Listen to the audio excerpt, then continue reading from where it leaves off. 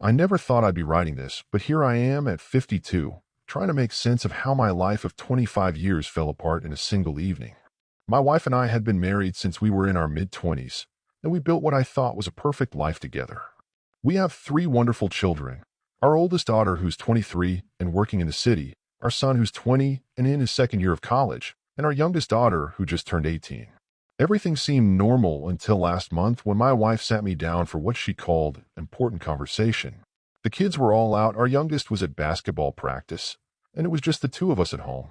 I can still remember every detail of that evening, how ordinary it felt until it wasn't. She told me she had been seeing someone from her office, a guy named Troy, who was 26 years old. She had been with him for the past 2 years and wanted to take things to the next level with him. She said she waited until now because our youngest was almost an adult, and she thought it would be easier on everyone. I'm not ashamed to admit that I broke down completely. 25 years of marriage, 3 kids, countless memories. All of it felt like it was crumbling around me. At first, I begged her to reconsider, to give our marriage another chance. I'm not proud of how I reacted, but I think anyone in my position would have done the same. The shock and pain were overwhelming. She tried to comfort me, patting my arm and saying things like, "You'll find someone else, and it will get better." Looking back now, I realize how condescending that was, treating me like some hurt puppy instead of her husband of 25 years who she had just betrayed. After about half an hour of this, something in me snapped. The sadness turned into anger, and I asked her to leave. She seemed surprised by this sudden change, but I could see she had a duffel bag already packed in the hallway. She planned this whole thing, probably expecting me to just accept it and move on. When our youngest came home that evening, she found me on the couch, eyes red from crying. I had to tell her the truth, and watching her face as she processed the information was another kind of pain altogether.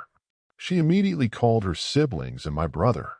My brother, who lives about 2 hours away, showed up that same night. He's always been there for me, and this time was no different. He moved in temporarily to help us all cope with the situation. Having him around has been a blessing, because I've been struggling to even get out of bed some mornings. A week passed with no contact from my wife. Then late one night, I got a call from her. She was crying, and at first she asked about the kids.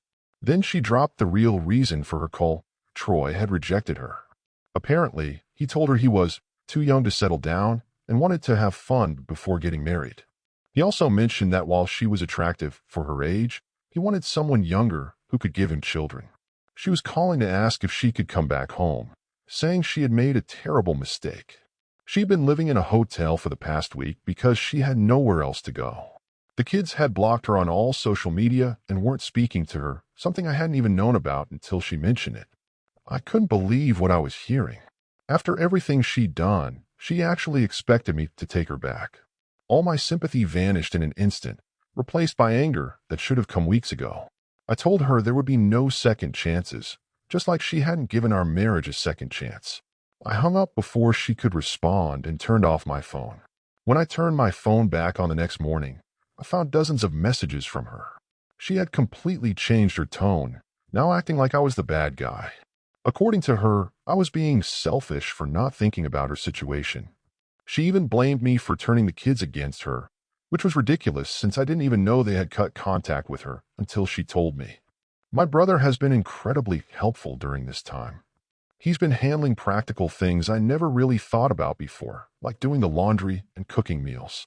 My wife used to take care of most of these things, and now that she's gone, we've had to figure out a new routine. My youngest helps when she can, but I don't want her to feel responsible for taking care of me. She'll be leaving for college soon, and I want her to enjoy her remaining time at home. I finally contacted my lawyer and filed for divorce. I had been waiting for her to make the first move, but after her phone call, it was clear she wasn't going to. She's going to get served with the papers soon, and I know that's when things will get really difficult. The whole situation still feels unreal sometimes. I never thought I'd be getting divorced at my age, but here I am. At least I can say I did everything I could to save our marriage. What's happening now is entirely her choice and her fault. Getting the divorce papers really set her off. She sent me a bunch of nasty messages saying I ruined her life and that she was just trying to have some fun because life with me was boring. She even took shots at my appearance, saying I look old now. Well, of course I do. I'm in my 50s with 3 grown kids. What did she expect? It's not like I can look the same as I did when we got married in our 20s. Sure, maybe I stopped going to the gym a few years ago.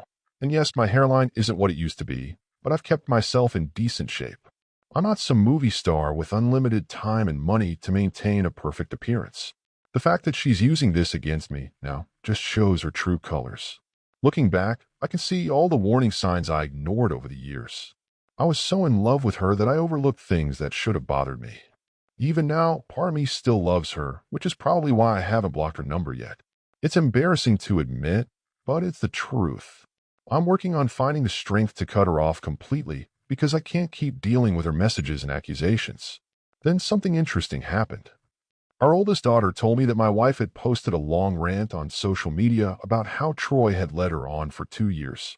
The post backfired spectacularly when several other women from her office commented, revealing that Troy had been involved with them too. Turns out he had been playing all of them the entire time. I couldn't help but see the irony in the whole situation. She threw away 25 years of marriage for someone who was juggling multiple relationships at work. She didn't even bother to discuss her plans with Troy before blowing up our family. The whole thing would be funny if it wasn't so sad. I heard about all this drama through our daughter since I blocked my wife on social media. Apparently, a cousin who still follows her saw the post and shared it with our daughter. We haven't officially announced our separation to the extended family yet, but I guess that post did the job for us. At first, I hated Troy with everything I had. But now, in a weird way, I almost want to thank him. His actions showed my wife exactly what it feels like to be betrayed and tossed aside. I know it's petty, but seeing her get a taste of her own medicine feels like justice. It's been about a month since everything happened, and we're now dealing with a divorce settlement. The interesting part is that her social media rant about the affair might actually save me from paying alimony. She basically confessed to everything publicly, so I don't even need to prove she was unfaithful. When we meet for settlement discussions, she still tries to smile at me and make conversation afterward, but I keep my distance. From what I've heard, she's staying with a friend now. She also lost her job after all the office drama came out, but honestly, that's not my problem anymore. The kids still refuse to speak to her. We've sort of made an unspoken agreement to pretend she doesn't exist. Maybe it's not the healthiest way to deal with things, but right now, it's what works for us.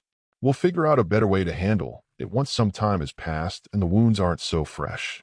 I'm doing better emotionally than I was when this all started. My brother stayed with us longer than planned, but his support really helped me get through the worst of it.